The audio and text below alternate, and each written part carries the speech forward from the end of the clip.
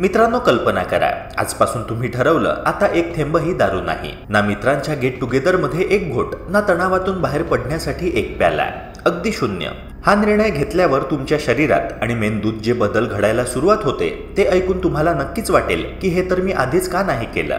दारू सोडल्यावर होणारे बदल हे फक्त तुमच्या यकृतापुरते मर्यादित नसतात, तर हृदय, मेंदू, पचनसंस्था, झोपेची गुणवत्ता, त्वचेचं आरोग्य, मानसिक स्थिरता या सगळ्यांवर खोलवर परिणाम होतो. दारूचं सेवन थांबवल्यावर तुमचं शरीर लगेच रिपेअर मोडमध्ये जातं, जसं एखाद्या घराचं तातडीने नूतनीकरण सुरू होतं. पहिल्या काही दिवसांतच तुमच्या रक्तातील अल्कोहोल पूर्णपणे निघून जातं आणि डिहायड्रेशन कमी होऊ लागतं. रक्तदाब आणि ब्लड शुगर लेवल हळूहळू संतुलित व्हायला लागतात.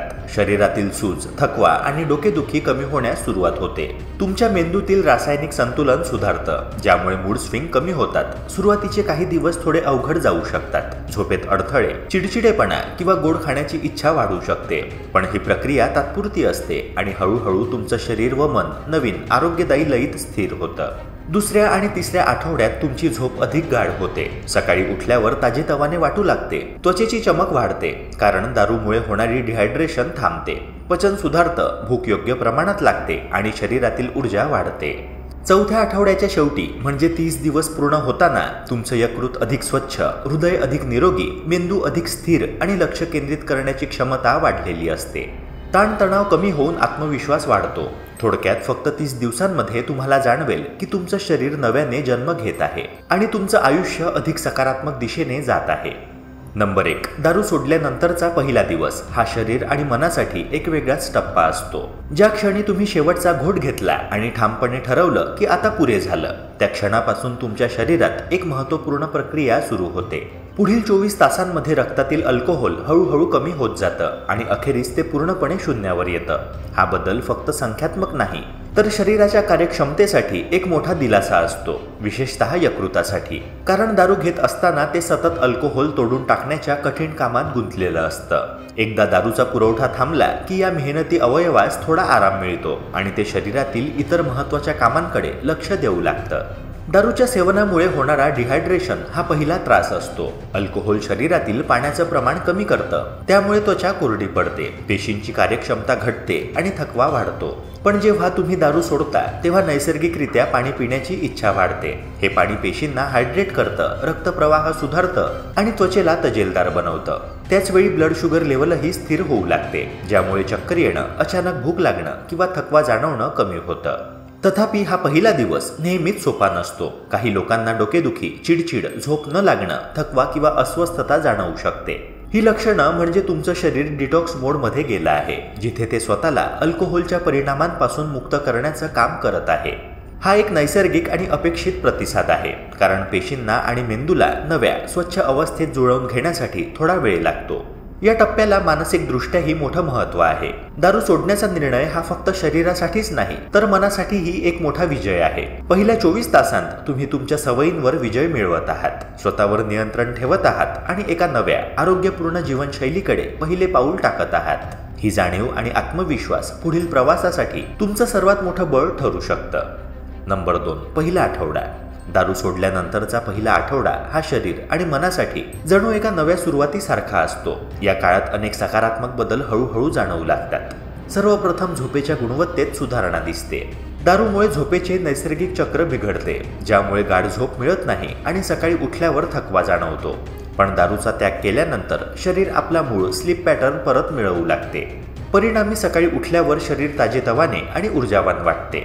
पचन संस्थेवरही चांगला परिणाम होतो. दारूचे सेवन पचनाच्या क्रियेला मंदावते आणि आम्लपित्त, गॅस, फुगणे अशा समस्या निर्माण करते. दारू सोडल्यानंतर भूक नैसर्गिक पद्धतीने लागू लागते. अन्न व्यवस्थित पचते आणि पचनासंबंधी त्रास कमी होतो. त्वचेतही बदल जाणवतो. दारू हे शरीराला डिहायड्रेट करणारे घटक असल्याने त्वचेचा ओलावा कमी होतो आणि चेहऱ्यावर निस्तेजपणा येतो. परंतु दारूचा त्याग केल्यावर शरीरातील पाण्याचे प्रमाण सुधारते. त्वचेला पुन्हा तजेला आणि मऊपणा येतो. विशेषतः डोळ्यांभोवती आणि चेहऱ्यावर हा फरक पटकन जाणवतो. मानसिक आरोग्यातही मोठी सुधारणा दिसते. मेंदूमध्ये डोपामिन आणि सेरोटोनिन या आनंद देणाऱ्या रसायनांचे प्रमाण हळूहळू स्थिर होते.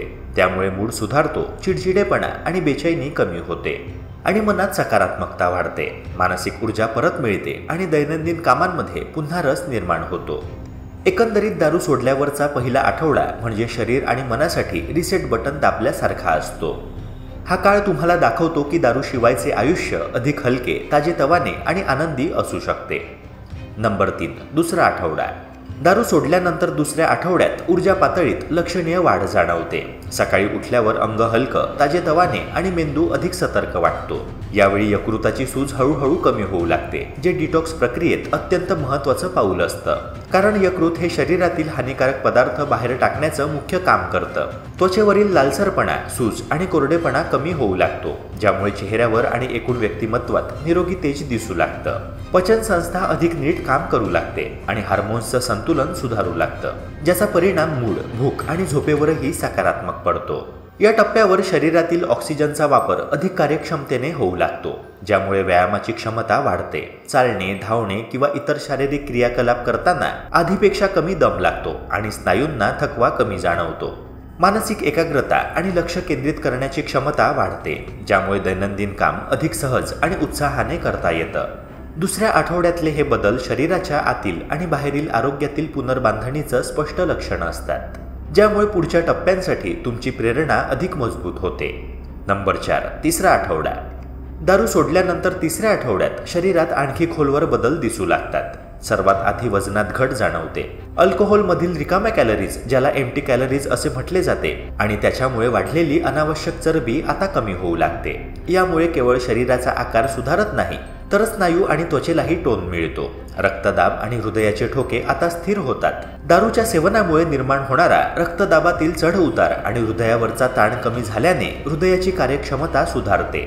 पचनाशी संबंधित त्रास जसे की ऍसिडिटी, गॅस, अपचन मोठ्या प्रमाणावर कमी होतात. पोट हलकं आणि आरामदायी वाटतं. जेवणानंतरचा जडपणा कमी होतो. मेंदूची कार्यक्षमता यावेळी भरपूर वाढते. निर्णय घेणं, लक्ष केंद्रित करणं आणि स्मरणशक्ती सुधारते. पूर्वी ज्या गोष्टींसाठी जास्त वेळ लागत होता, त्या आता अधिक वेगाने आणि अचूकतेने करता येतात. सगळ्यात आनंददायी बदल म्हणजे चेहऱ्यावर येणारा नैसर्गिक ग्लो.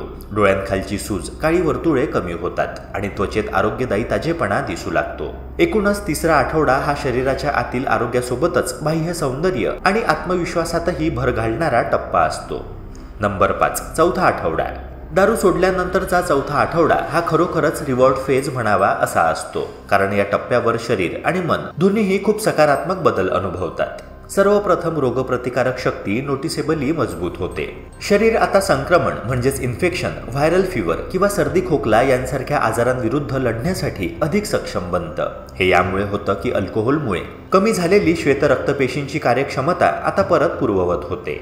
लिव्हर फॅटची पातळी लक्षणीयरित्या कमी होते. हा बदल लिव्हरची कार्यक्षमता वाढवतो, ज्यामुळे शरीरातील डिटॉक्स प्रक्रिया अधिक वेगाने आणि प्रभावीपणे होते.